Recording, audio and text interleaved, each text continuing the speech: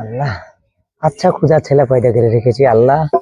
এই শালার বেটাকে বললো যে সকালে একটু খড়ি গেলে কাইটা রাখি, শর্মার রান্নার কাজে কাজে লাগবে না। কোন ঠেজি খেলতে গেছে আল্লাহ জানে। আচ্ছা আসুক, বাবু শালার বেটাকে।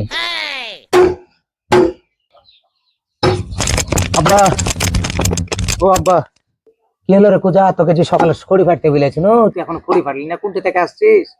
রাখো তো তোমার খড়ি। আব্বা তুমি জানো না আজকে পহেলা বৈশাখ, ভাতে তো পান্তা ভাত আছে। বাজার থেকে বড় একটা ইলিশ মাছ কিনে এনেছে না, সবার মতো পান্তা ভাত দিয়ে ইলিশ মাছ খাবো। ভাত পাই না চাচু তাই ভাবতে বসে রুটে বসে এ পান্তাতে ইলিশ খাবে শালারা, ভাগ এখান থেকে। বাড়িতে পুঁটি মাছ আছে, পান্তা দিয়ে খাগা।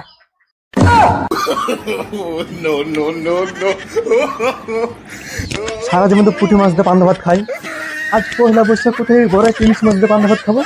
বুঝে না।